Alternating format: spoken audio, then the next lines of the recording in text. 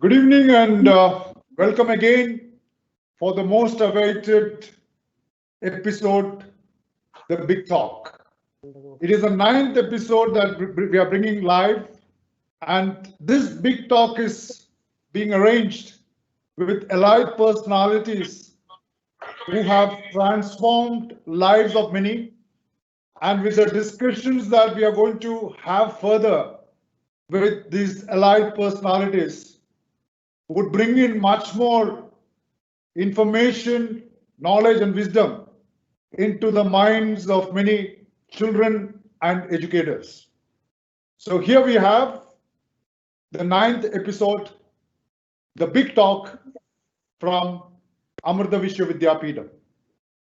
As usual, before we commence any of our live events, we seek the blessings of our Chancellor, Mata Amritanandamayi Devi, and this blessing is brought in through our Swamiji, Brahmachari Maheshwara Chaitanya ji, and may we request Swamiji to light the lamp of knowledge and seek the blessing of our Chancellor, Mata Amritanandamayi Devi.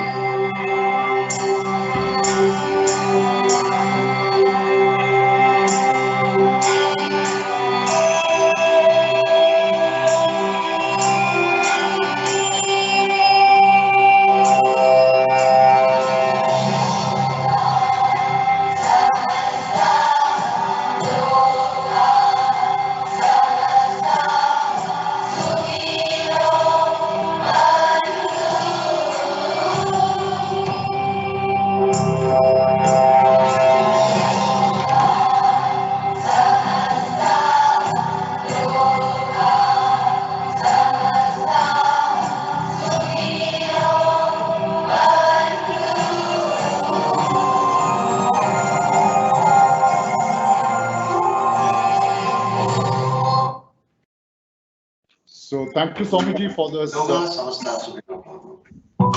Thank you so much, Swamiji. Now, most of you will be waiting to know and listen to that allied personality who are with us. And it is my privilege to introduce our guest speaker today.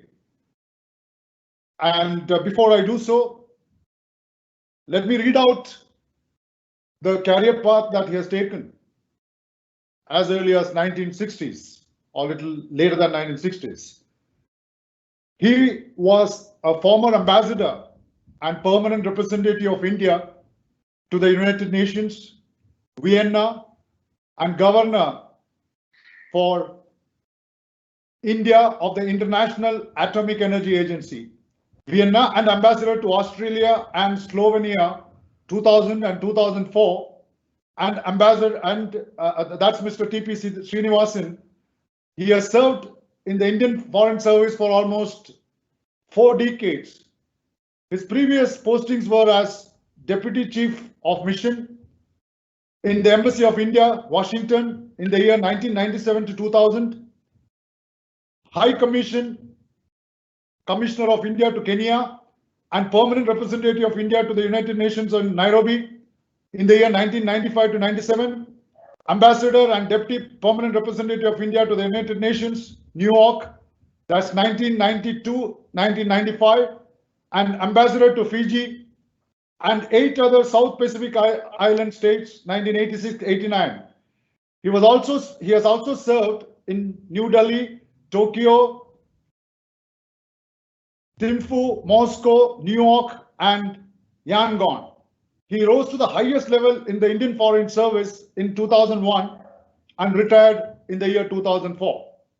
Mr. T.P. Srinivasan has nearly 20 years of experience in multilateral diplomacy and has represented India at a number of international conferences organized by the United Nations, the Commonwealth, and the Non-Aligned Movement.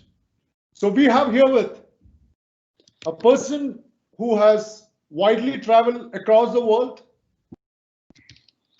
talking to us on many facts that we are still not aware about the civil services. And before we commence our talk with the allied personality, Mr. T.P. Srinivasan, I have the privilege of introducing the team from Amrita Vishwa Vidyapeetham, and to introduce the first personality is Professor Mr. Parameswaran sir, who is into corporate relations, the corporate industry relations, which takes care of corporate relations, learning and development, as well as placement of the entire Amrita Vishwa Vidyapeetham. So, sir, we welcome you to inaugurate this. We also have Brahmachari Maheshwar Chaitanya ji, who just now lit the lamp of knowledge, who takes care of the admissions of all the 4 campuses of Amrita School of Engineering.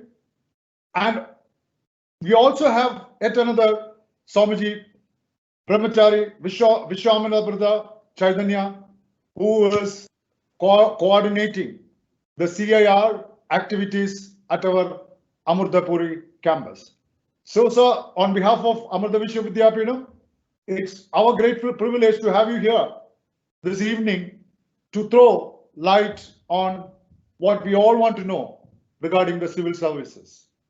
And everybody today, any student for that matter, maybe from first standard till they complete their graduation, all dream to take that particular elite position and status of a civil servant serving our nation. But before we commence again the talk with our guest speaker, may I request Professor Parameswaran sir to inaugurate this, the big talk. Over to you, sir.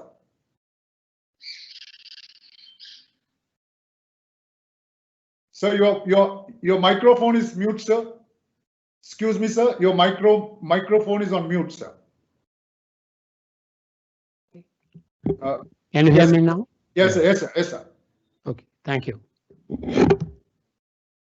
A very good evening to the chief guest and speaker of the day, my good friend, Ms. Sri T.P. Srinivasan,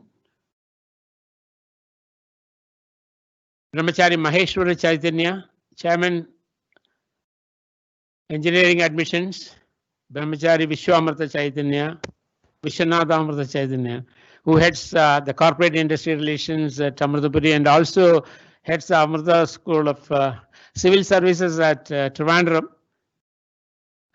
Most apt person for the day, besides, of course, Sri Srinivasan sir.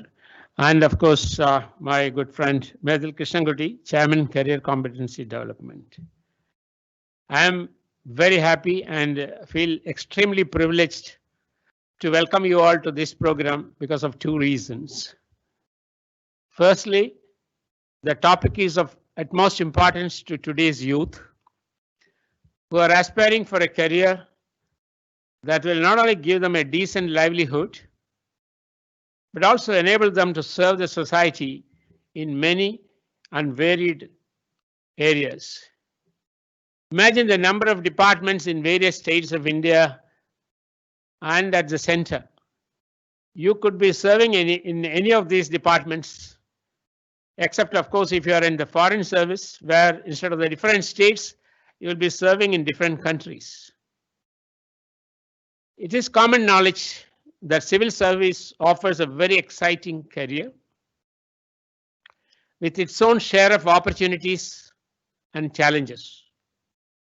That's why there are about 10 lakh applicants for 1,000 and odd vacancies every year. So very stiff competition. I have a word of caution for you. If your aim in life is to make big money, then civil service is not the place, unless you are correct. I'm sure today's youth will not be allured by such temptations. I'm sure Srinivasan sir will agree with me on that point. All of you who are listening to this program are curious to know how to get there, how to succeed in the civil service examination, aren't you? There is no better person than Mr. T.P. Srinivasan to tell you how you can achieve your dream. That is, if you have one, and you are willing to do everything to achieve it. That is my second reason to feel privileged to inaugurate today's program. Mr. T.P. Srinivasan had come earlier to Amrita Vishwavidyalaya and also addressed our engineering students, if I remember right, on a similar topic. The students were so inspired. Many of them, after his departure, came to me and said, we want to join your civil service academy. Professor Krishnamurthy has already explained about Mr. Srinivasan, so I don't have to dwell on that. But I knew that he is from the 67 batch of IFS and has had a very distinguished career in the foreign service for over 37 years. He has also held many important positions even after his retirement.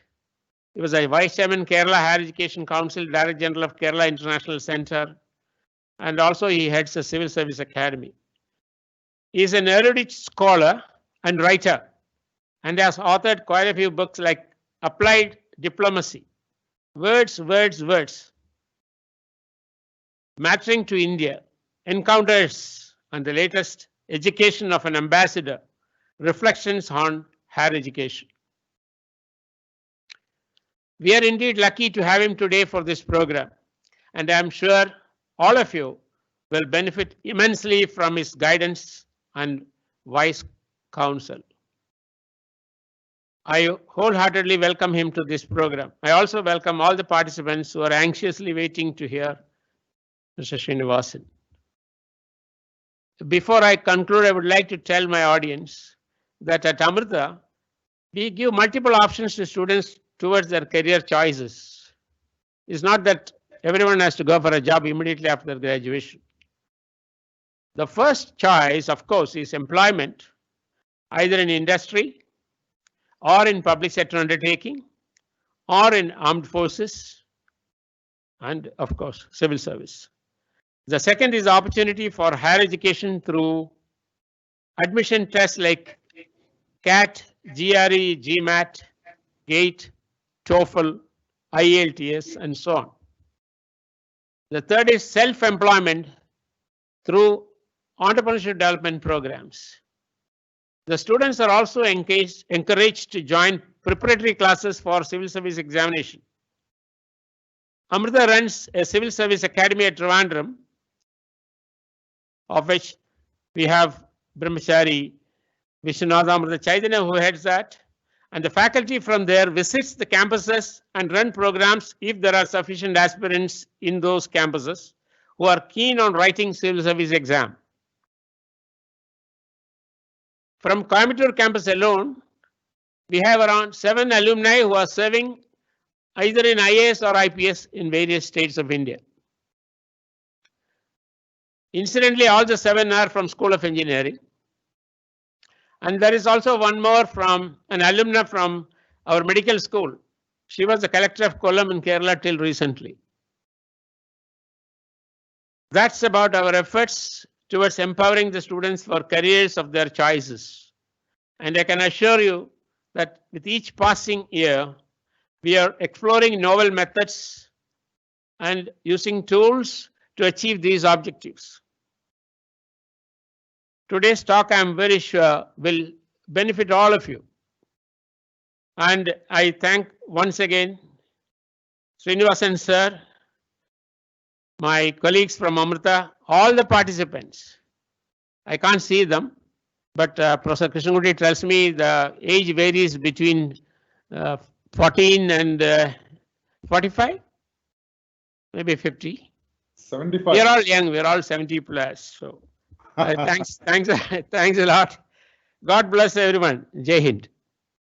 Thank you so much, sir, for your lovely introductory address to inaugurate this big talk in the presence of the Ambassador TP Srinivasan, sir. Sir, in my childhood, I heard about ICS, Indian Civil Services. You have Indian IP.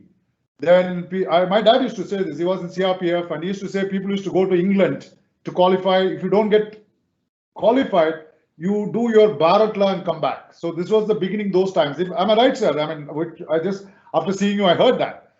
Now, sir, we want to hear from you.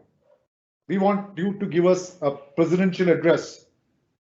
And I want to ask you as to how one should go about achieving the dreams of many, many, many children who are aspiring to be a civil servant.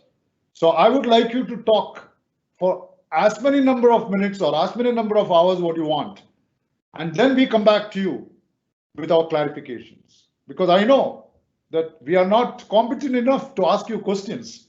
But certainly from your talk, maybe for the next 15 to 20 minutes, many of us will have quite a few doubts. And I'm sure that these doubts, before we leave this episode, will be cleared 100%. So once again, welcome, sir, to this particular, the big talk on what you want to know about civil services. Over to you, sir. Sir,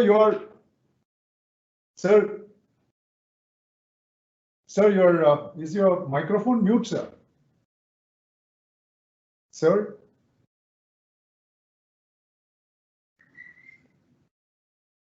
No, I think there is some audio issue, sir. Your microphone, is it on mute? It's okay, sir, now. I think there is a...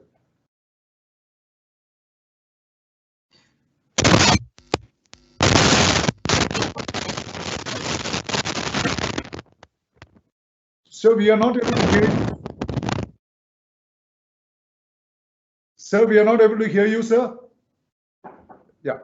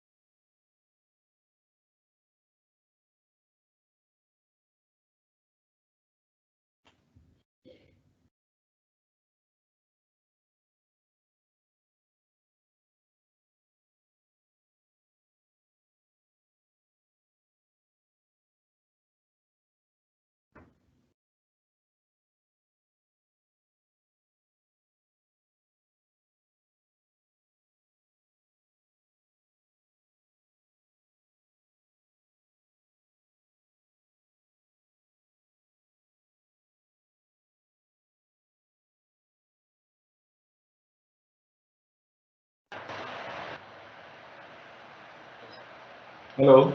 Yes, sir. Now you can hear me. Yes, sir. Now you're audible, sir. All right.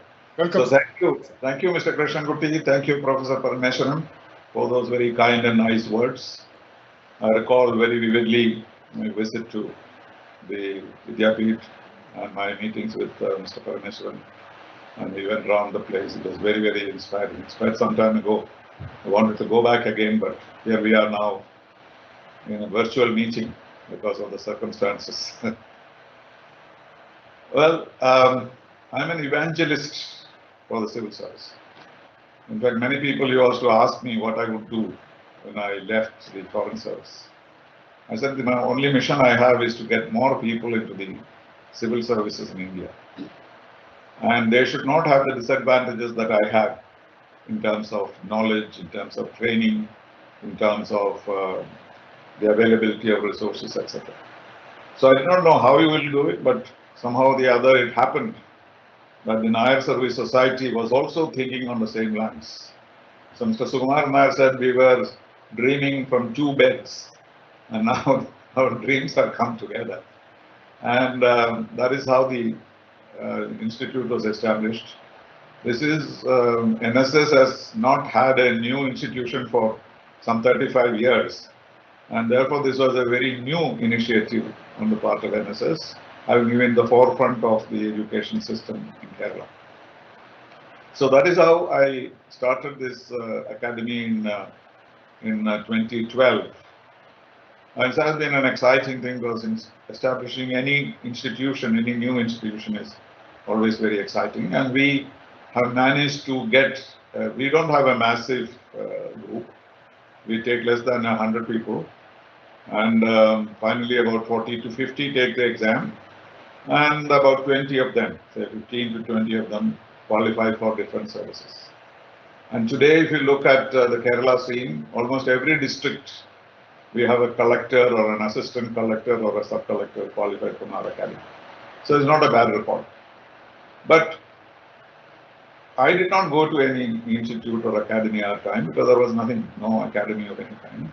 We had one newspaper, that is the Hindu, and the textbooks and half a library.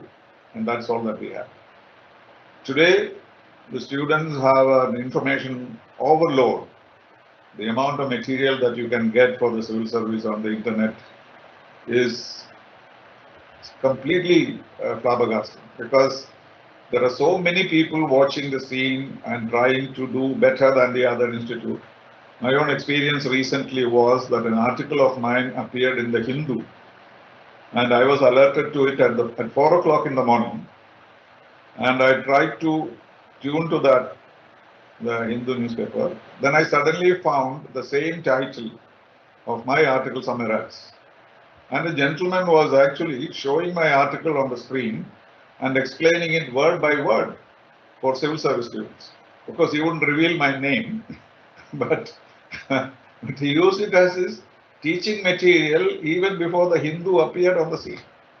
So you can imagine the competition and the alertness with which people are helping our students. A very, very healthy competition. My own story is that I thought of the civil service at the age of 12. It's not just me, because of my father who had met somebody who had taken the civil service examination, stood first and joined the foreign service from Kerala. Some of you may have heard Mr. Shankarapulle. Unfortunately, he was shot dead when he was very young, when he was Deputy High Commissioner in Canada. But that only encouraged my father even to instill more spirit in me to follow his footsteps, even though he was assassinated for some unknown reason. So I started very early. But what did I start? It was simply a dream. I had no idea what the foreign service was. My father did not have much of an idea. But he told me that that is what I expect from you. Just because he thought Shankarapulle was good, so he said my son should also be good. There was no other logic. So this is the first point that I'd like to make to aspiring students. Make it your dream. Of course, Professor Abdul Kalam had taught all the youngsters in India to dream. He kept saying in 2020, India will be a superpower. He knew it very well that India was not going to be a superpower. Even superpowers are collapsing in 2020, thanks to the pandemic. So he knew it would not happen. I said it in his presence that it would not happen, but the idea was to give a dream to the people of India, particularly the young people. If you don't have an objective, how do you measure your success? So even if you fail, you will know how far you have reached when you work for an objective, and that objective becomes a dream. And that's all that happened to me. And in the process of preparing for it, I chanced upon various methods, etc., etc. But one should remember that at that time, there was not much of a choice for bright young graduates. The only choice for the brightest ones was to go into medicine or engineering. And then those people could not take the civil service examination. So the second level of bright students competed for the civil service examination. And there was no industry, no private sector, no high tech.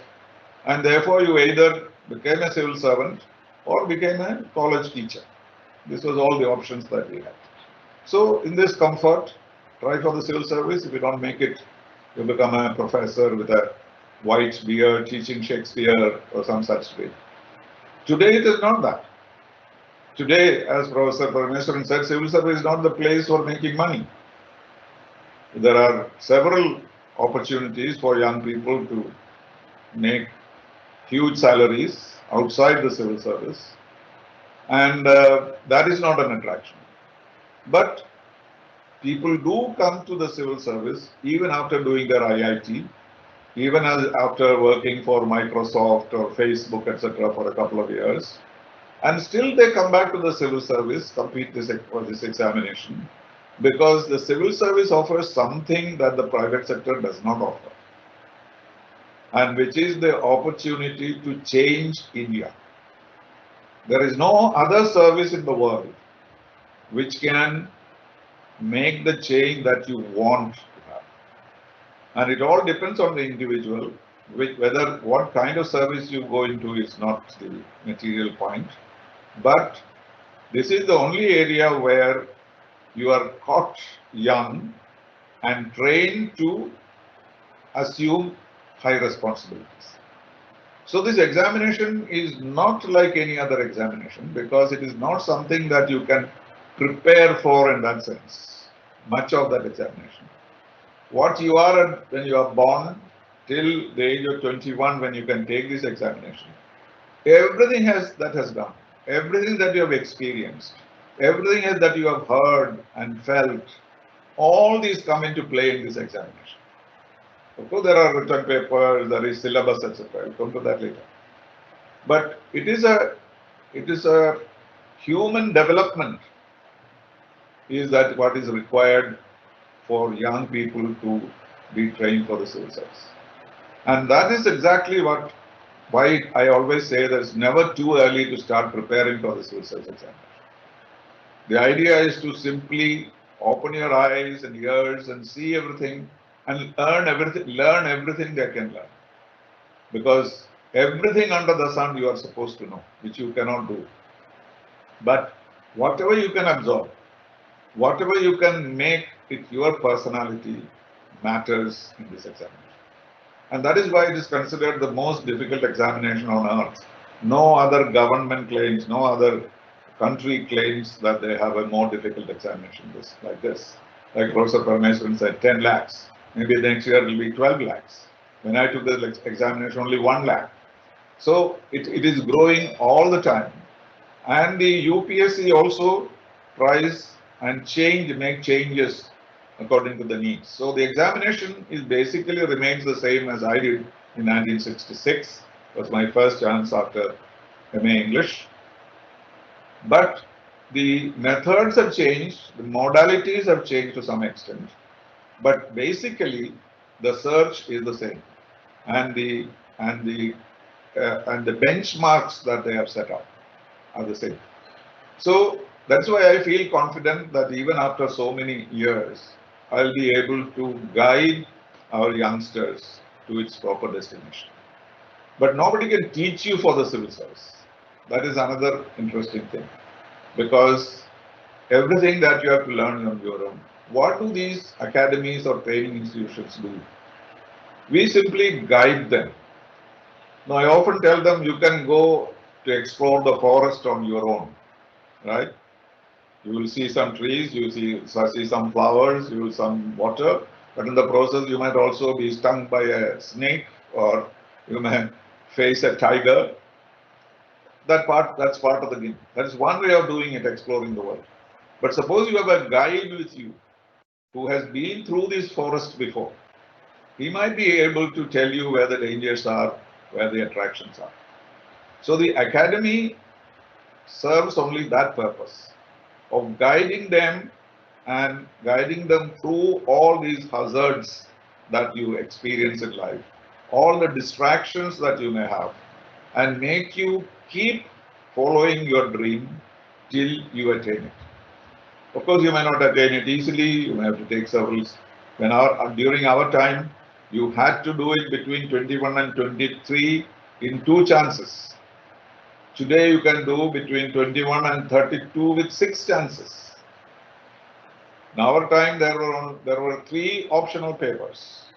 Today, there is only 1 optional subject that you have to learn. So, in a sense, they have simplified it. increased the number of opportunities you have. At the same time, they have changed the pattern of the examination. More or less the same, but different. We can go into that if it is necessary. So the idea or the modality that you have to choose is to be different from the other students in class. How do you differ from them? They of course read the textbooks, they prepare for the examination, you do the same. But you have to something more than what they do. And that is the plus that you have to bring into your life.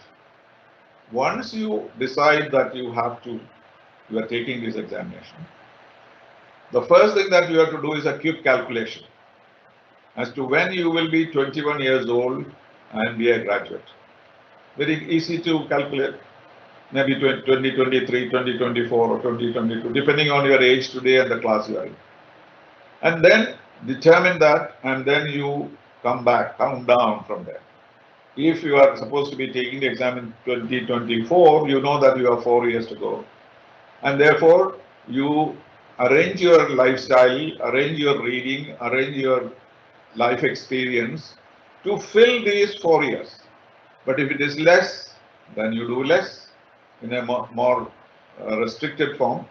So once that is settled, that how many years that you have, then it's very easy for somebody like me to tell them what to do first, what to do next, etc. So I tell them that there are a few first steps. And what is the first step in the civil service examination is your proficiency in the English language. There are so many disputes and debates about language. But civil service examination, you have no option but to be proficient in reading, writing, and speaking the English language. This is not an easy task because in Kerala, we do not have many opportunities to speak English. Many of us may know English, but even in colleges, professors don't speak to you in English. You can't speak to your parents in English. So where do they go to speak? Is most often only in such academies. I did everything in Malayalam in school till class 10. And they made a quick switch over to English from what was called pre-university at that time. I never thought I would be able to catch up with the English that people speak. But by sheer hard work, we were able to not only be proficient in English, but also compete with Oxford and Cambridge scholars who took the examination with us. So it is possible to do. And for that, we must have the opportunity to speak English, which is one of the most difficult aspect of the aspirants from Kerala. And why? That is why some people go outside Kerala, go to Bangalore or go to Delhi. Then you are forced to speak in English. You are thrown into the water and you swim. That is the only difference between preparing in Kerala and preparing in Delhi. There is no need for you to go to Delhi and live on somebody's barsati and spend all your money and struggle and suffer. Not necessary. Provided you can replace that English speaking experience that you get there here also. And then that is the first step. The second step is to start reading a newspaper in an altogether different way, not the way all of us read newspapers. Those who are preparing for the civil service have to read the newspaper thoroughly, starting from the Hindu to printed and published by Kasturi or whatever. Everything you must read, because we normally just skip, you see some photographs, you're attracted by an advertisement or some poem or whatever. But I show them how to read, from one first column to the last, turn the pages, again start from the first column. Otherwise, you will never get all the ideas in there. And then you may wonder, how can you do that every day? No need. After some time, you can do selective reading. Like in the United Nations, you think we sit there and listen to all the speeches? We don't. But we pretended that we listen to all the speeches. I was there in 20 years in the United Nations. You can never listen to all the speeches and absorb. But after a few years, or maybe after a year or so, you develop what is called selective hearing. Nobody listens to everything. But so you say something different today, what your country has never said, In 2 minutes, it will all be on the wires. Everybody would have heard it. But you keep on repeating India stands for disarmament, development, equitable distribution of wealth, blah, blah, blah. Nobody will listen to you because there's no need to listen. They know already what you're going to say. Similarly, newspapers, when you begin, it's a long process because every column has a background. Every column tells you a little bit. And next day when you read, the last columns you don't need to read. You learn to skip that because you knew already. Or it is available on the op-ed pages in a more summarized form which you can catch up with. And similarly, economic news, sports news. In the Hindu, you also have spiritual interpretation of books, everything. If you can read that, say if you are in class 12 today, and we can read that like the newspaper every day till your examination, say 3 years from now, I can guarantee you that you can qualify without reading anything else. I'm not exaggerating. I'm only talking about what you learn in school. You do your bachelor's degree, you do your master's degree, and that you do well, plus newspaper reading. That's all that I did because we had nothing else we could get hold on.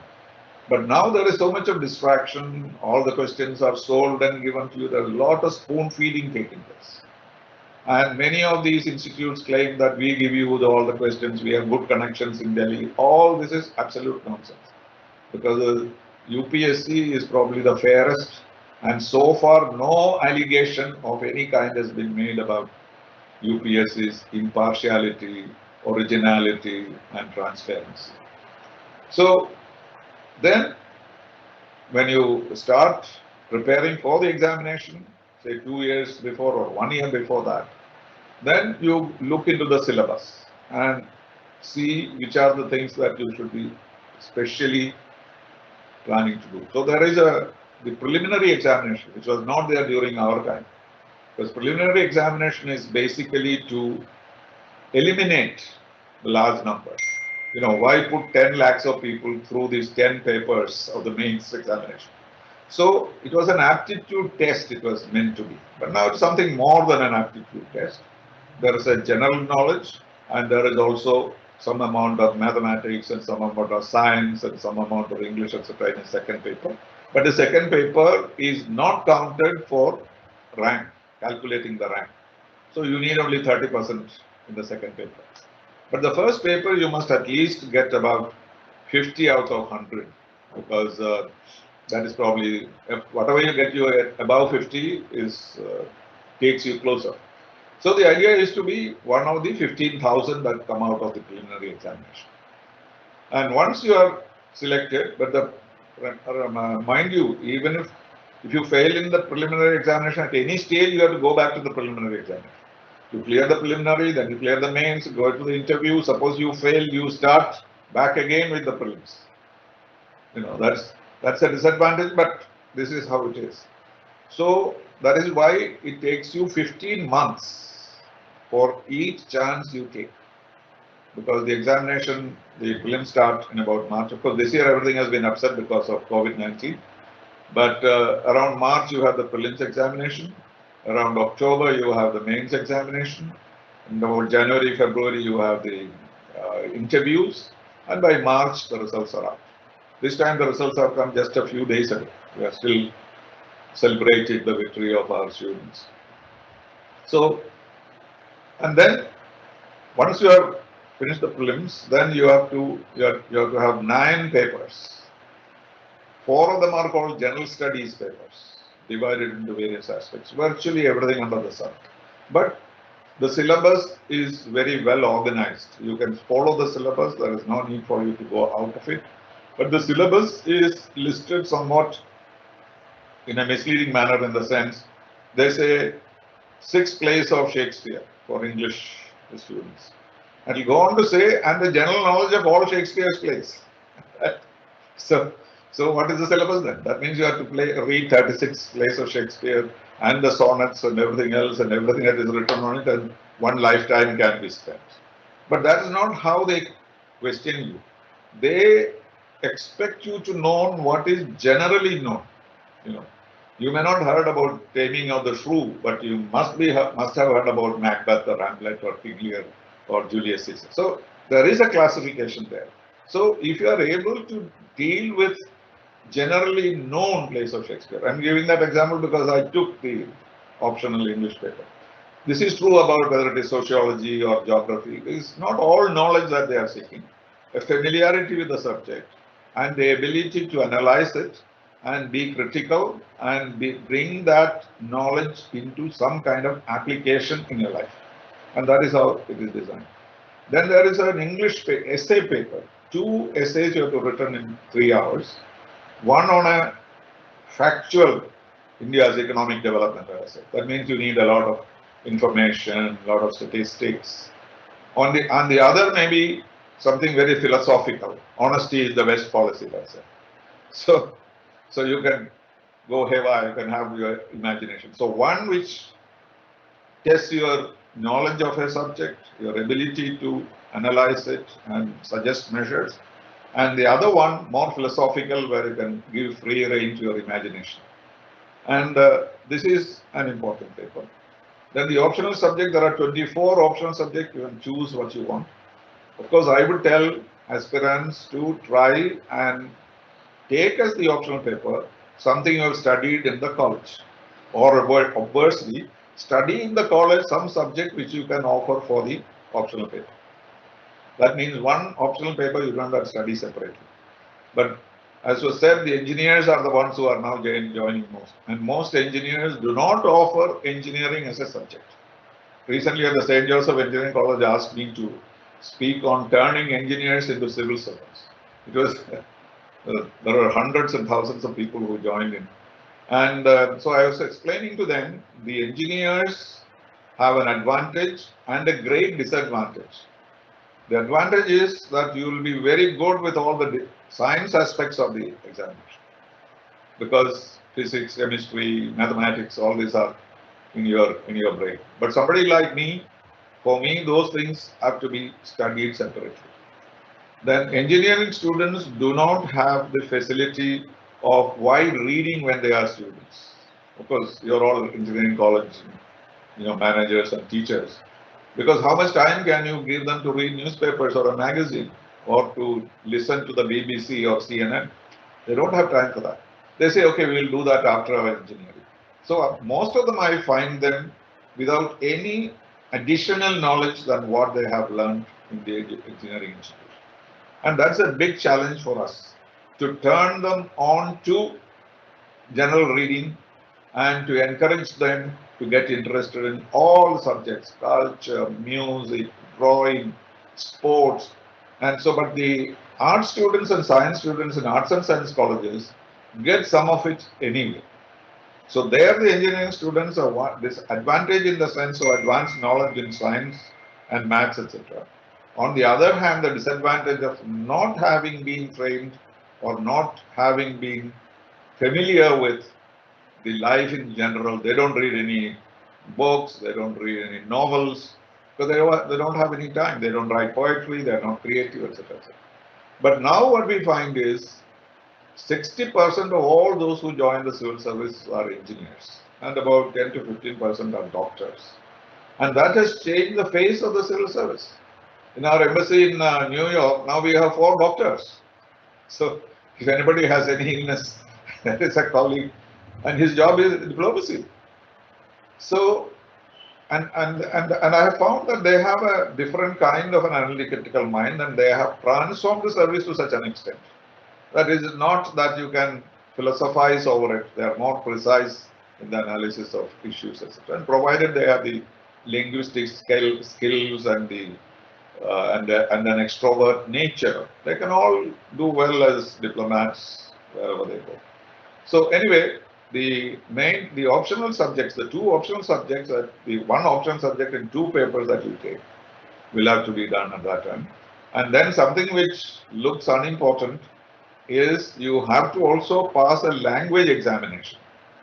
Language examination in the sense of your mother tongue. Of course, you can use Malayalam literature as one of the optional subjects, which many people from Kerala do. That is different.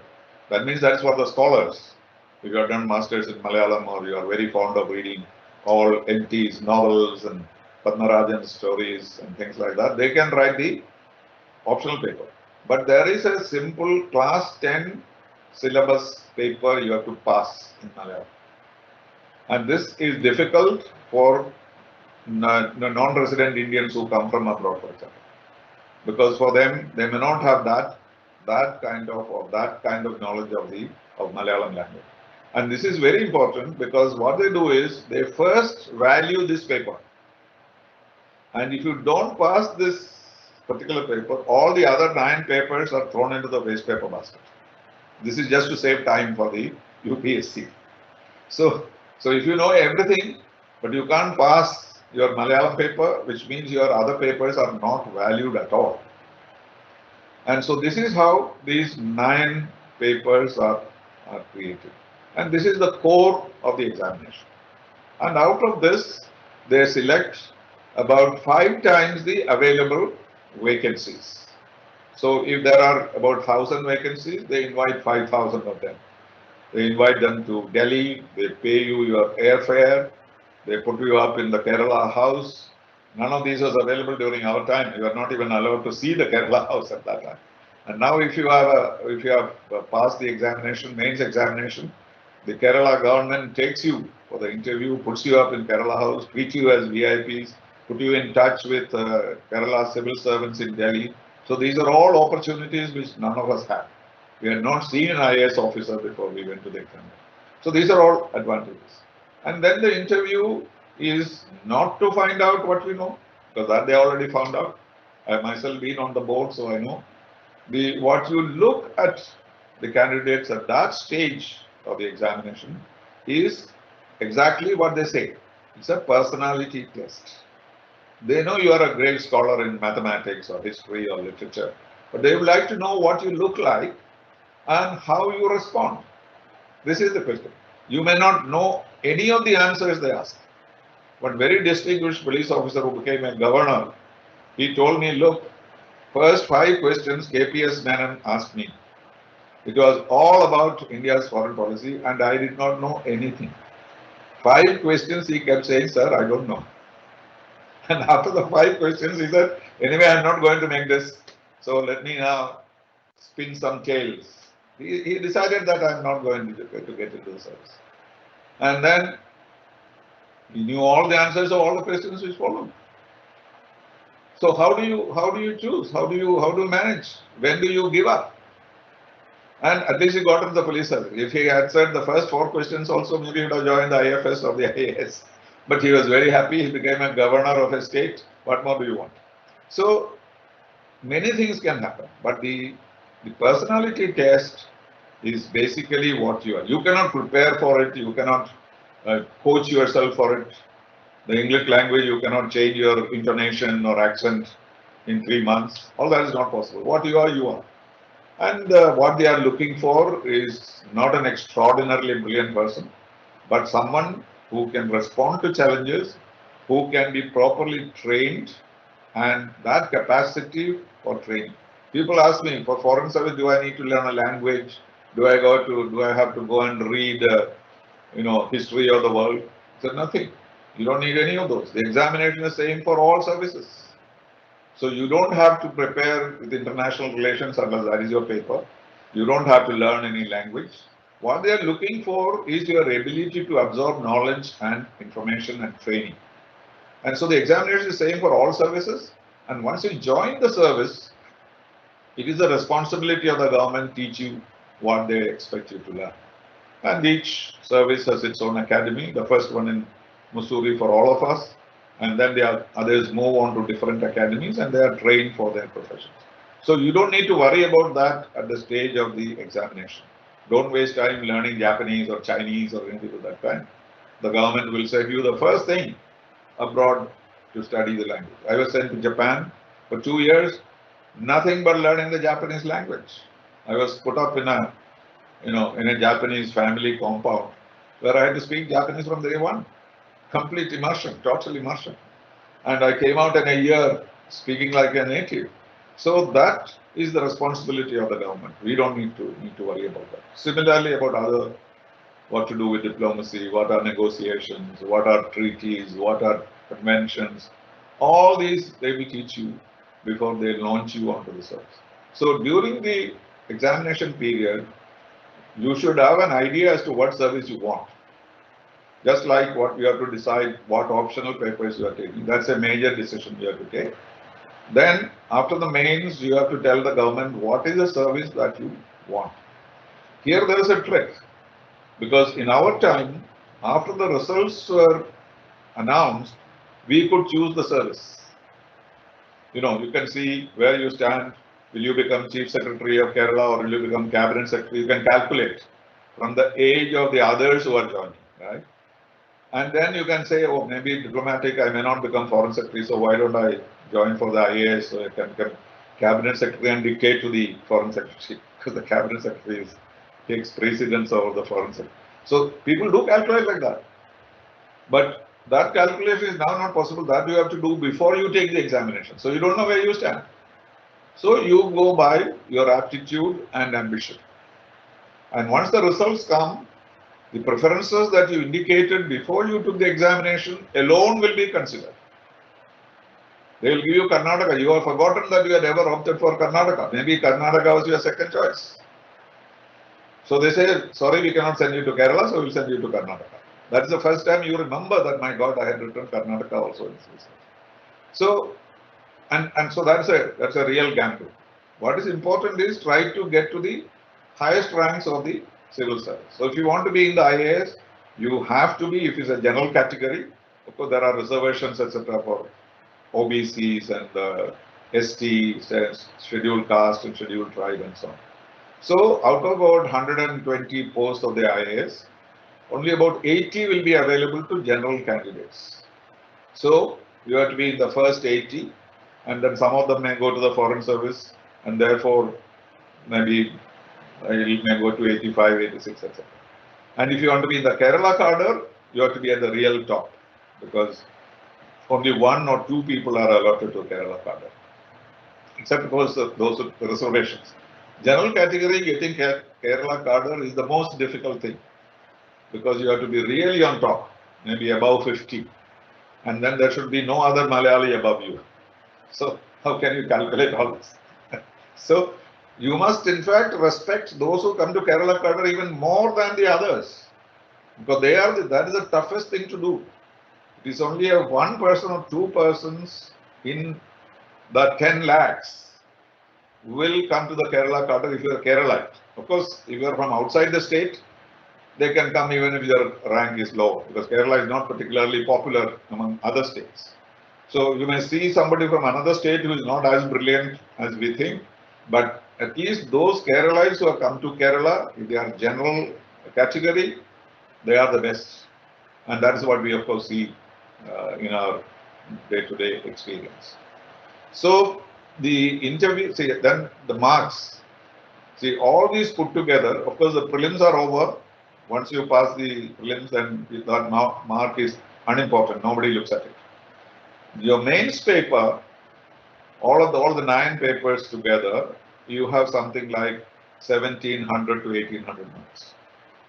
And then for the interview, you have only 275 marks, the personality test. This is very different from what we went through. When I took the examination, there are 1500 marks for the Foreign Service, because we are supposed to have better personality than the IAS. So the IAS had only 1000 marks, and the Foreign Service had 1500 marks, and the others 800 marks. So it was a big chunk. That means if I did my interview very well, I could overtake several others who did their written papers very well. But now it has been balanced out. Everybody has only 275 marks. So that means if your written papers are very good, even if you don't do so well in the interview, you can manage to get through. Of course, getting better in the interview is, if you get about 70 to 80%, which good candidates get, that will be a good addition. But till this calculation is made, and you cross something like 1100, 1150, that is when you make it in the civil service, including the interview marks. And that is it. And then they allot you the services. During our time, of course, only the top people went to the foreign service. Not because I joined, I'm saying those were the days when foreign service was considered the most prestigious, the most attractive career. And therefore, if you are below 10, there was no chance of your getting into the foreign service.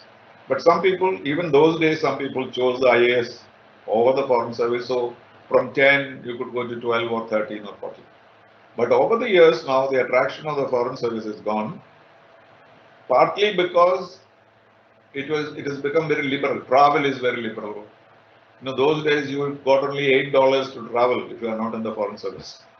You needed a P form of the Reserve Bank. And then if you want to buy a camera, you have to go to Tokyo or Hong Kong or Singapore.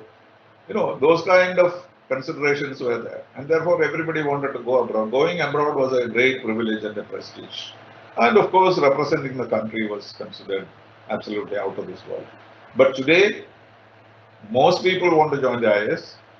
Some people want to do only IPS. They don't even want to go into the IAS. They do not want to go into the foreign service. They would rather go to the income tax or customs. And therefore, there is a complete change in the preferences indicated by people. Most of them will have IAS as first, IFS as first, IFS as second, IPS as third, etc. And this depends on your attitude and aptitude, I said, which you determine.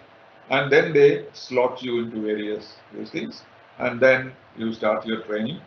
It's a total gamble as to whether you will win the IRS or civil service. And there are 24 services. Not only all that we hear about. IAS, some of you must have heard. There is the railway service. And the last one is the Pondicherry police service. That's the last one, 24th. And all of them are equally good. They're all class 1 services, very prestigious, very powerful. So you can land up in any one of those if you don't get the IAS or IFS or IPS. So in our time, IPS was topmost. We were supposed to be the kind of Brahmins. In the academy also, we would not talk to others. We are foreign service. But that's all changed. Now they say foreign service, they'll say, oh, you could make it into the IAS, they'll tell you. that is the fall of the foreign service. I'll come and talk about foreign service a little later. So that is a system now, and also now IAS officers have more options. Some of them even get seconded to the foreign service. They get seconded to the intelligence service, RAW. They get a lot of postings abroad. So it's much more open and liberal. So whichever service you join, it has its own excitement. But if you want power, then IAS and IPS, because foreign service has no power. Foreign service lives on goodwill and friendship, right? If I am an ambassador to the United States, I hardly have anything to offer to the United States, while I have so many things to seek from them. So how do you strike that balance? How do you manage to do that? And there you have no power to exercise. But in India, all these civil servants sign on behalf of the President of India, which means they exercise the sovereignty of the country. And that is what makes it powerful. And they are more powerful than the politicians, because the politicians have to contest elections every 5 years. Right? And they have no idea. So Babu Paul used to say that some people, all these, my bosses today used to come and stand outside my office when I was a sub-collector. They have come as petitioners to me so many times. Now they are my bosses. That is democracy, is all about. But they will go after 5 years. But you will continue 37 years. So getting into the civil service, you are able to do much more for the country than even a politician can do. Unless, suppose you are a politician like Mr. Ummanchandi or somebody, 35 years in assembly, or Mr. Mani, who was 50 years in the assembly and 30 years minister. These are all very rare cases. So the civil service gets this continuous possibility of serving the country in different capacities, in powerful positions, in a way to change the system. And that is the attraction of the IAS, IPS, etc. All other services also have their benefits, have their attractions, have their possibilities, etc. And speaking about the foreign service, as I said, the first thing is that the foreign service has no power. You have to create a niche for yourself, or a constituency for yourself, or a specialization for yourself. Like, as soon as you are selected to the Foreign Service, you are asked to choose a language. So the brightest and the best always ask for Chinese, because Chinese is the hardest language to learn. And secondly, that is where we need all the expertise. Even today, we haven't understood the Chinese, right? After 75 years, they still don't know why they came to Ladakh this time. And we don't even know whether they will go or stay, whether you want to fight a war with them, or you will ban their apps. Nothing, we have no idea. We have to again go and read Confucius to understand the Chinese mind. So we put our best Foreign Service officers into Chinese. I was not that adventurous, so I got Japanese. I said, okay, let me try out Japanese. My brother took Chinese. And and then you develop this expertise. As it happened, since I went to the United Nations at a very early age in my career, I spent almost 20 years in the United Nations. I could plan my career in such a way that I moved from, say, New York to Nairobi to Vienna. So between these three UN headquarters and Geneva, incidentally, I spent about 20 years in the UN. So I didn't serve Pakistan, I didn't serve in China. These are all very prestigious positions. But I thought the UN was equally important. And I got the opportunity to serve the UN for several years. So all the Foreign Service officers specialize in a language first, and then an area, a region first. But you are not necessarily posted to those areas or those language countries all the time. You have to be rotated. So each year, every 3 years, you have a new country, new language, new culture, new doctor, new pediatrician, new school teacher for your children. So it's a tremendous challenge. So I often say, if you serve 37 years in the Foreign Service and come back alive, you are already a major success. Because you have lived in minus 50 degrees Celsius, you have lived in plus 50 degrees Celsius. So you have an average thing. You have lived in poor countries, you have lived in the richest of countries, you have been places where India matters, in countries where India is not heard of. So it's a mix of everything. And the casualty rate also is quite high, because the temptations are too many. The liberal life that you see abroad, and the kind of people that you deal with, all the time you are dealing with people much higher, princes and prime ministers and presidents. And so there is a certain amount of temptation to go haywire in the Foreign Service. And most important thing is a matter of character, how you are able to sustain and maintain your Indian qualities and make them useful and valuable for your service. And that is one of the challenges of the Foreign Service.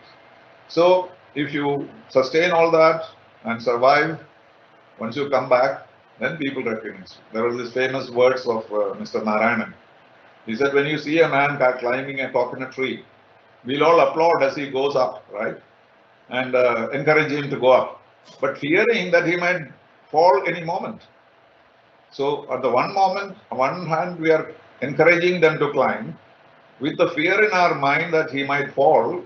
And therefore, when he finally comes down, you give him a prize. He said, "Thaazha vannale sammanam ullu." You have to get back here on the ground. So you may do all your circus in New York, but that doesn't give you any advantage if you fall down and get killed. So the Foreign Service is really, it has all the advantages, attractions, and incidentally, you don't live in New York with your Indian salary. Many people have this wrong notion. Oh, how do I live in New York with Indian salary? No, you live in New York with New York salaries. If you live in Geneva, you live with Geneva salaries. If you live in Kenya, you live with Kenya salaries. Maybe less than India. I was in Bhutan where the salary was less than what I would have got in Delhi. Okay. Because the cost of living is calculated that way. So in every way you looked after by the government, but they take the best out of you, and you have to be very dedicated and very steady to be in the Foreign Service and learning all the time. There are no files. Most of the civil servants think that, you write in files. That's all that you have to do. But no, what files do we have? We make your own files, you make your own papers, you make your own studies, You read others, come to conclusions, make recommendations to the government, negotiate with your government. There's no opportunity for to sit in the office and, when I joined the service, the Archbishop of Trivandrum, because I was teaching in Marianis College. So he gave me a pen and said, "May you, Mr. Srinivasan, make war and peace with this pen," he said. So, in a sense, in a symbolic manner, he was right. But I don't think I used the pen. It was more my tongue or my other faculties which came to play. While in the other services, you certainly have to regulation, law, interpretation, etc. So anyway, this choice you have to make yourself at some stage. There is a lot of material available. There are books written by civil servants of every variety. So if you are joining into the foreign service, get hold of a foreign service autobiography, get hold of a civil servant's autobiography.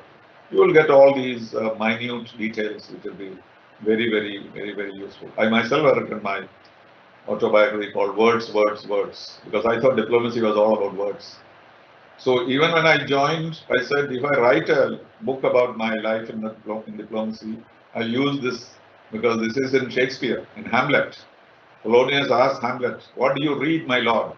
He says, "Words, words, words." So that's the title of my book, because words are the most important thing in the foreign service. If you can use your words appropriately, you can do well, and if you use them wrongly, of course, you will not do so well.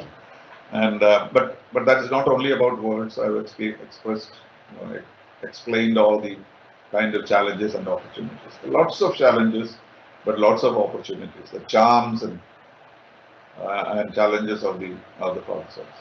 So that choice you have to make at some time. So during this period of training, you must also be familiar. Many people say no to foreign service without knowing what the foreign service is. And I also did the same. And I joined the foreign service. My only, incentive was that I should join there because my father wished it. Like Obama's autobiography. My father's dream. So it was my father's dream. In the case of most of us, it is so. But then it depends how much you dream. Obama's father, a black Kenyan, dreamt that his son will be president of the United States. Can you imagine? And he fulfilled it. So I didn't go that far. But still, my father had a lesser dream which I fulfilled. And so many factors come into it.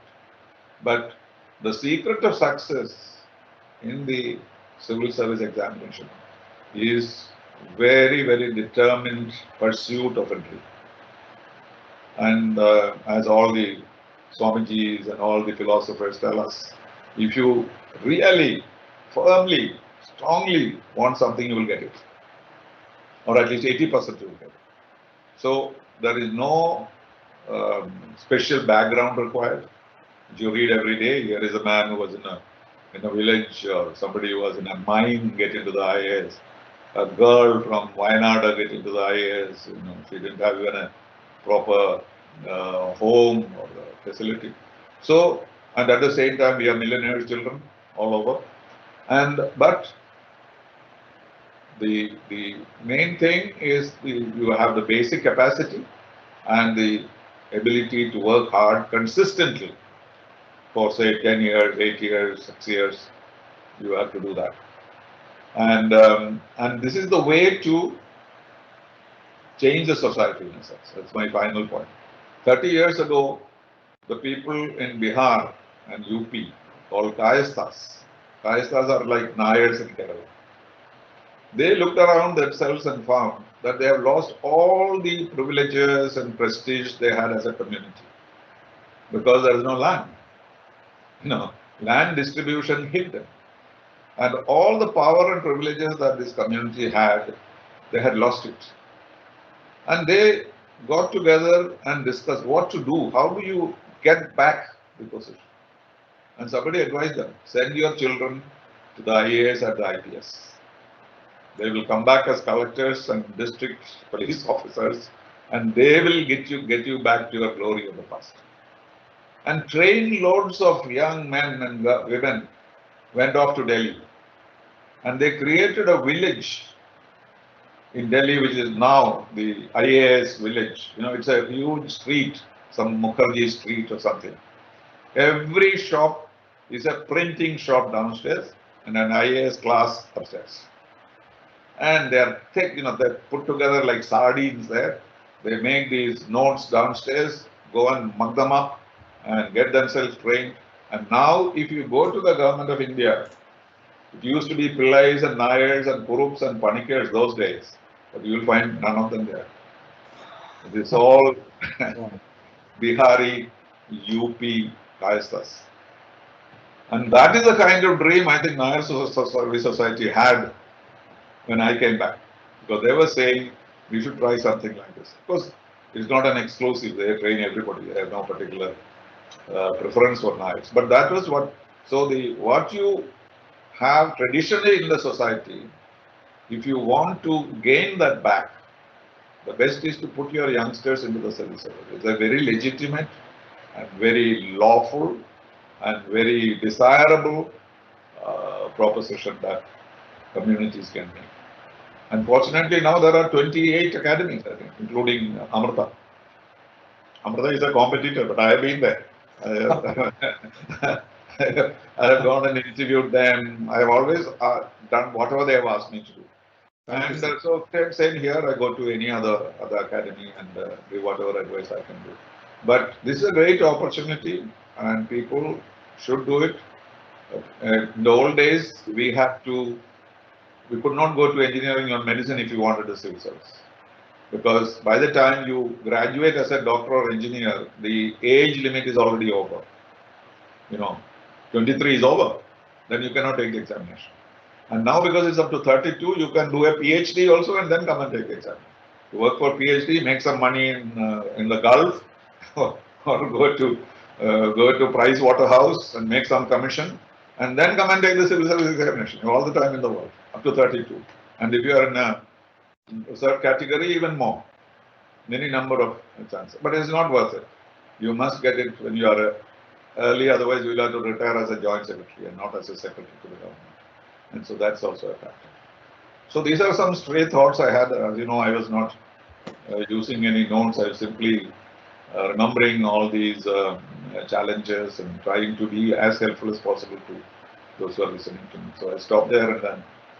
Thank you, sir. I think you started off saying that one must have a dream, and then also mentioned that this is the service which can turn around our country, India. And one thing which I certainly caught on my attention is you just need to read the newspapers from the Hindu till the last publisher's name, and that's enough for you to qualify. Yeah, that's the beginning. I mean, that I didn't know, and probably I would have heard you long back when I was a student in college. I could have certainly followed. I never used to read newspapers, but children who are opting and having a dream to be a civil servant, please take this lesson. Read. I think today the students do not have the habit of reading now. I think the art of reading has left the minds of our students. Please pick it up, and that is enough for you. You can start. And news reading is always will give you a lot of information, and there is a specific way of reading the newspaper, not the usual stuff of just turning the pages and seeing the particular pictures what comes in newspaper. So thank you for this particular discussion. But then you mentioned that being an Indian foreign service, you know, you don't have powers. But then I'm sorry, I may be excused. I agree to disagree with you, because when you are an ambassador to different countries, you represent 1.4 billion people. I mean, if you are an ambassador in the United States, or if you're an ambassador in China, you represent 1.4 billion people of our country, and that is the greatest of the power. There's one individual represents, because you are taking India to different parts of the country, and that power is only with the Indian Foreign Service. Sorry, I beg to pardon. I mean, you can pardon me. Let me answer that for a moment. It depends on what they can get from us. If you have nothing to give, they will ignore you, even if you are 1 billion people. Okay, sir. I agree with you.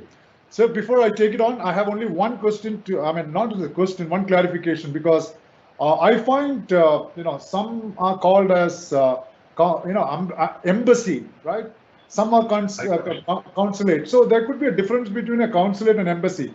You see US consulate, and if you go British embassy, no. So what is the difference between consulate and embassy, sir? And you find those foreign cars running in India. Go to Delhi, go to Chennai, go to Bombay, you'll find those. Absolutely, you find those. There is no number plate. Instead, they'll put some color, something else. Can you just give a brief? Yeah, absolutely. Just a brief on that, and I would now I would request Parameshwaran sir to take on his clarification with you, sir. No, this is very easy. First, there are two kinds of diplomatic missions. One, those are called embassies, and the other is called high commissions. High commissions. Yeah. In Delhi, you will find high commission and embassy. I was high commissioner to Kenya, but ambassador to Austria. So what happens is, if you have been a member of the Commonwealth, if you are ever under the British rule, you would be called a high commissioner because you are supposed to have some kind of sovereignty you are supposed to have given to the Queen. It is nonsense. There is no such thing. It's a very emotional thing. When India became independent, India should have left the Commonwealth because we are not a dominion. We are a dominion from 47 to 50. Yes. So when it became 50, we should have said we now have a president, no more governor general. So we go to become a republic. Absolutely. Once you become a republic, it is an embassy. But Pandit Nehru invented a new species of Commonwealth countries who did not recognize the Queen as the head of state, did not have a governor general, but still remained in the Commonwealth. So he created what is called the Commonwealth. All of us recognize the Queen as a notional guide, as it were. They have no authority, they have no power. But when I went to Kenya, I presented my credentials. Even though there is a president, I gave it to the Queen. It was addressed to the Queen. So the president will say, I received this in the name of the Queen Elizabeth or whatever. And that's just a notion. And some of them, even after becoming a republic, have remained in the Commonwealth.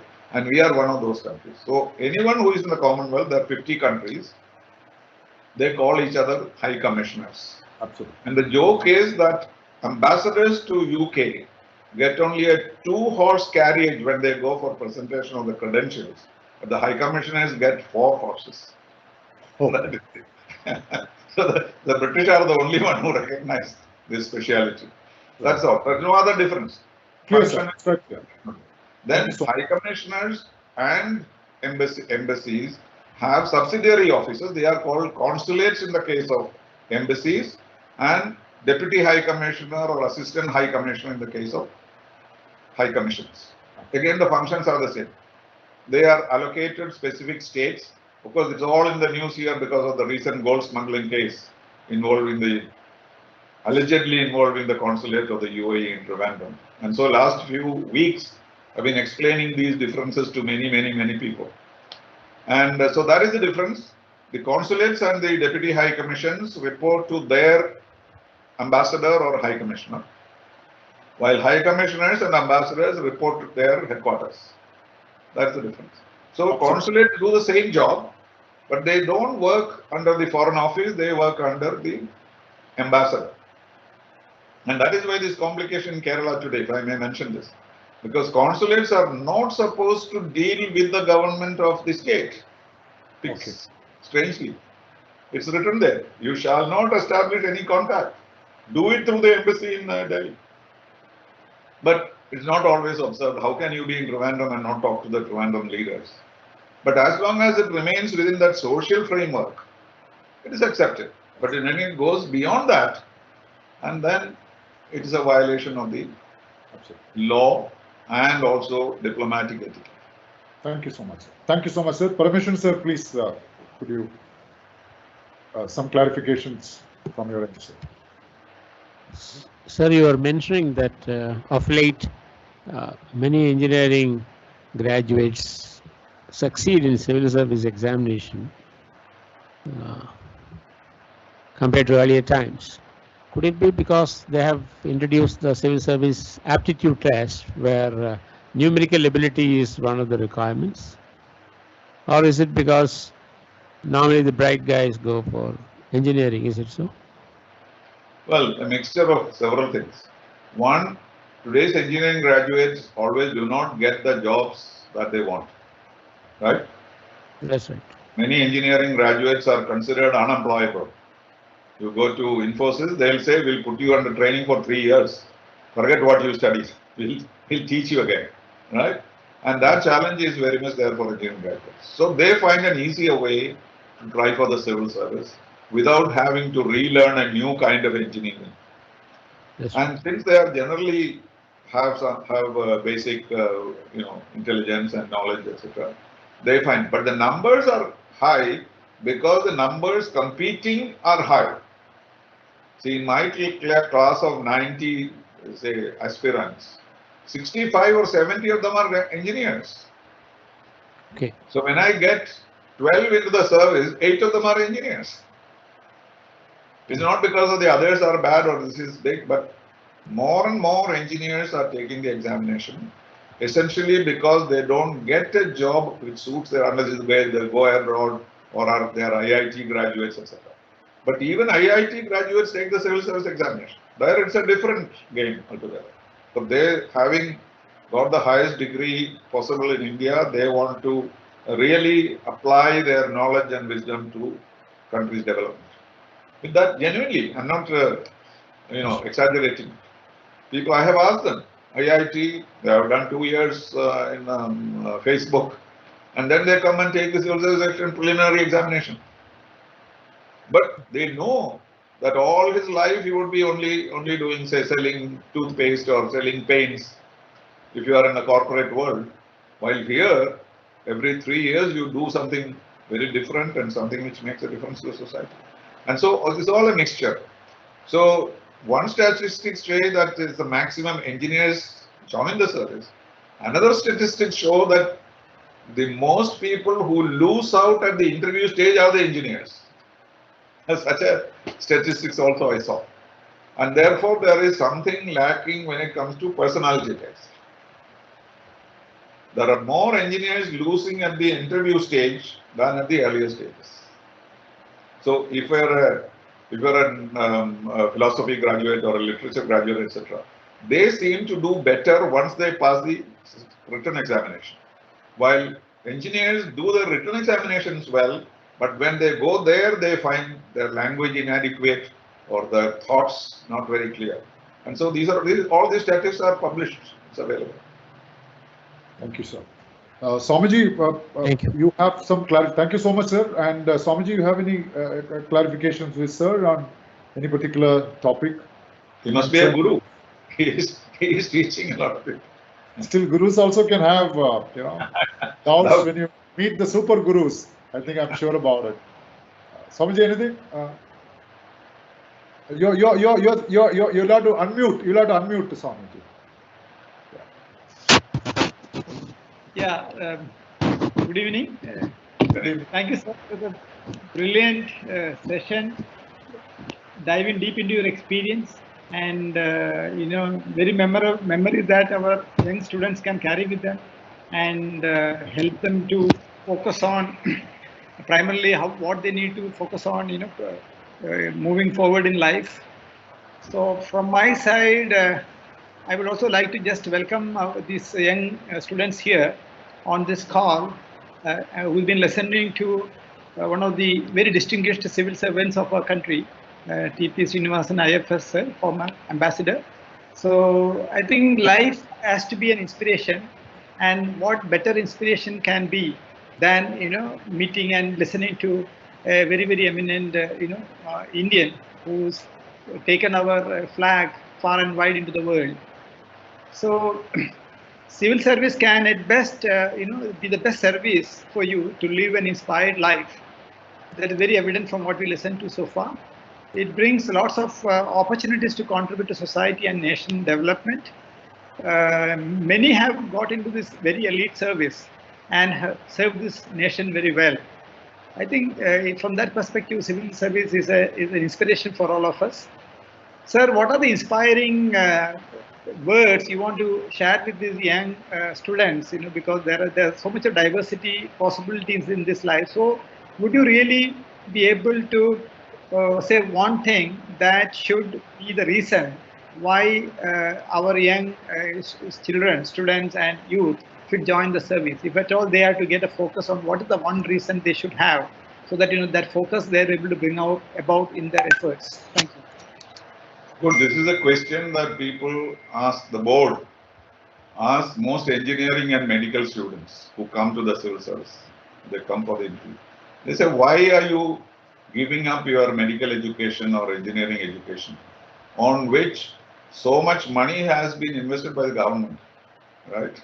And now you are throwing it all away for the civil service. Then many of them give a stupid answer. I want to serve the nation, right?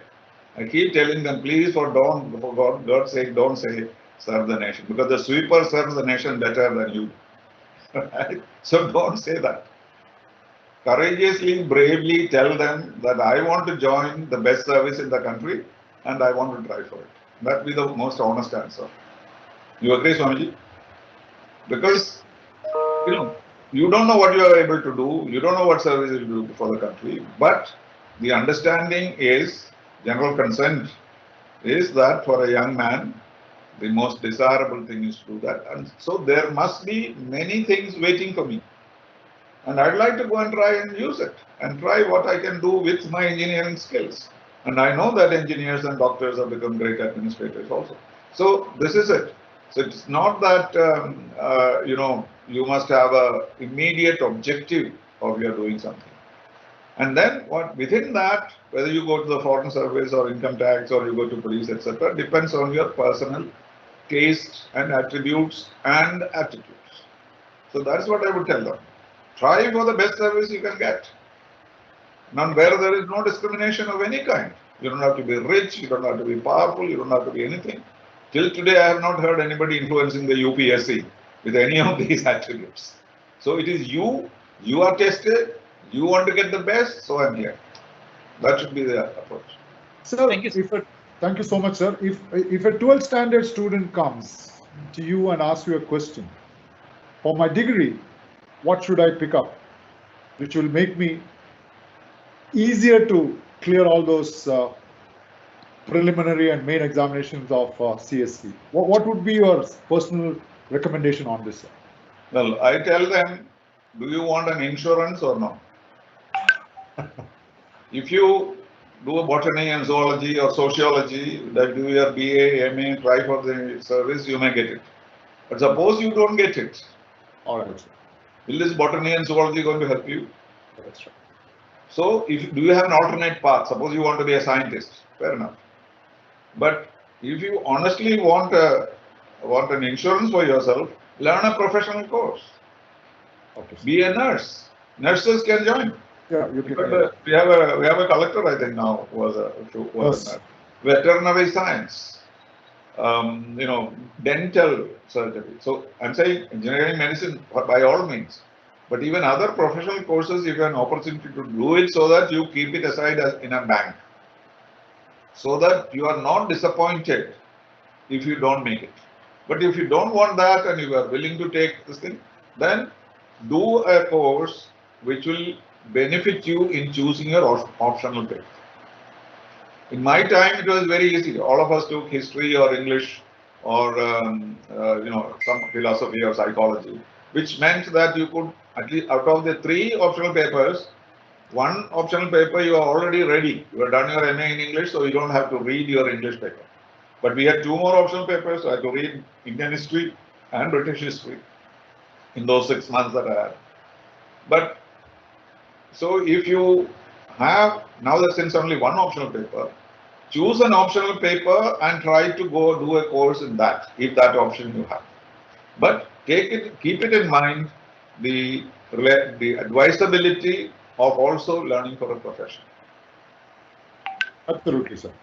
Absolutely, sir. Thank you. There is a question which I want to there are so many questions, but then one question which I picked up was, so why is that the final interview into the civil services, for individual it is 2 hours or maybe 2.5 hours to 3 hours. But to become an army officer, if you go through SSB, it takes 5 days for them to complete those formalities. So why there is a difference of 5 days for joining the defense and just 2 hours for getting into the civil services? It's a question which has come on the chat box, sir. If you could throw some light. Not even 2 hours. It is 25 to 30 minutes. Much less than 2 hours. 35 minutes. Okay. That is because in this UPSC interview, what they are looking for is not knowledge, not ability or what you studied or whatever. In the 25 minutes, good enough for you to know the personality of the person. That's all. But the other one, these 5 days, they are making you climb the mountains and jump into the well and all those things which are required. And therefore, it takes so many days. But now we also have, civil service also has a psychologist on the board, which is a new adaptation, so that they can also work out your psychological sensitivities, etc. But I was on the board, so I know very well that 25 minutes are enough. In fact, the first 10 minutes we decide whether this guy deserves to be in the service or not. All right. Swamiji, Maheshwara Chaitanya ji, if you have any questions or if you have some clarity which is required, then it's already 6 o'clock now. So we never knew the time was 6 now, listening to sir. Yeah. I was just looking at my computer. It is 1800 hours now. It's fine with you. Okay. Swamiji, any questions from your end? Yeah, sir. The most important fact I have ever noticed is the involvement of the IAS officers or that kind of the officers in that position getting involved in the in managing the disaster. For example, a lot of district collectors are now involved in the lot of relief. Multiple. Yeah. Especially in Kerala. So what we from my own perspective, how is it possible that a civil servant can be a problem solver? Because there are a lot of problems coming up now, and they have to face multiple issues at the same time, and they have to coordinate with lot of government departments, lot of public. And how is it possible for a person to become a problem solver, being an IAS officer? And at the same time, I know few people who are really good in engineering, who are very good in problem solving. In fact, those who built the bridge last, I think in 2018, when there was a flood in Kerala, there are people from army. They built the bridge just like that to cross the river. So that is the this thing of engineering. And how is it that you think both engineering and civil services are connected? So we are trying to bring in merge both BTech and civil services through our university and Amrita Civil Service Academy. Will that help for the future generation, especially when the new education policy is coming up? Because they have a lot of now the education policy says that a student can opt for any type of course, not confined to engineering. An engineer can always choose a music or biology or chemistry or physics. So how is it that a student who is now pursuing school education can be a problem solver for the future? Well, this is the training that they get. Because as I said, you don't train yourself for a particular job when you join the service. But after you join the service, you are put through a lot of training programs. And that is why we see 90% of our district collectors are doing exceptionally well, maybe 100%. And they are at the age of 28 or 29 or 30 maximum. And it is, first of all, the government has chosen these youngsters for certain innate qualities in them. And remember, the district collector is not operating alone. He has a team of people who are at the age of their fathers. Isn't it? The superintending engineer is as old as his father. I tell them, you should be very careful. You will end up as the boss of your dad in many departments. So he has all his expertise. What he has to do is only get hold of the right guy. This health, how much health do they know? Some of them are doctors. But some of them are philosophy students. They know nothing about doctors. But there is a district health officer. There is a huge array of specialists. But the generalist administrator, there's always this huge debate about generalists and specialists. The current thinking of the world is that you want is a multifaceted personality. In the old days, in American companies, every CEO was an engineer or a managing specialist. But just look at the CEOs today. everybody is a philosopher or maximum is economist is a specialty. Many of them are dropouts. You know, Steve Jobs himself was a dropout. So it is not the qualifications or the academic experience that matters. It is the mindset, the ability, the interest, and the commitment. And what I see on these collectors, you know, they were struggling with the pandemic till day before yesterday. But yesterday, with the same masks, are they struggling with dead bodies, pulling them out of a crashed plane? They cannot say, oh, I don't know anything about planes, so I'm going home. I'm a specialist in health. It's not like that. So the total commitment that people have and the makeup, and that is where this examination comes. Integrity, honesty, ethics. Ethics is a paper in the civil service examination. Because there's a joke going by it. Because one candidate got the highest marks in India on the ethics paper. And then he went and took the UPSC examination again to improve his grades. And then he was caught for copying. You know the case. You know the case. He was already in IPS, and then he was technology. You know, he bought some equipment, communications equipment, through which his wife sitting in Hyderabad dictating the answer. Correct. Yeah. So the ethics paper didn't help. He was the first in the whole of India in ethics. so it's a matter. This is life. This is human beings. We are all human beings. It depends on how you put your abilities, your integrity, your brilliance, your health, your commitment to your job. And that is when you succeed. That is how you create brilliant civil servants, brilliant diplomats, brilliant many other people. So if none of us have any further clarifications from Sir, I think it is time for us to say a big thank you for the big talk what Sir has given to all of us. And diplomats are supposed to be good at small talk, not on big talk. But for us, it was, you know, what is small was really big for us. So I don't know how should we express our thankfulness to you, Sir, for spending your time with all of us today. And I'm sure that many of them who have now viewed this program would turn out to be a future civil servant serving our country for better. So thank you so much, Sir, on behalf of Amrita Vishwavidyalayam. And when things ease out well, when I visit Trivandrum, I will certainly pay all my better time for your better time. I would certainly like to come and meet you in person and seek your blessings on behalf of all others for this lovely talk what you had with us today, as to all what you wanted to know about. Thank you very much. I want to say only one thing, that I get these invitations for webinars for 3 a day these days. But one I accepted straight away was Amrita, because of the respect that I for Amma. Thank you. Thank you. She has been to my home in Washington. I don't think any one of you had that privilege. 3 o'clock in the morning, she landed up in my home and spent 3 hours with us, explaining to us why she is embracing people, why she is doing this, why she is doing that. And then she was driving straight to New York for another function at 6 o'clock in the morning. I mean, this is something unbelievable. We used to go to the ashram very often, but these days we don't manage to do it. So the best thing I can do is to be of some service to Amrita institutions. So I'm so grateful that you asked me to do so. Thank you so very much, Sir, and wishing you all good health and best wishes from our side again. And till we meet again, this is Medhul Krish signing off from Amrita Vishwavidyapeetham, Ettimade, Coimbatore. Jai Hind! Jai Hind. Thank you.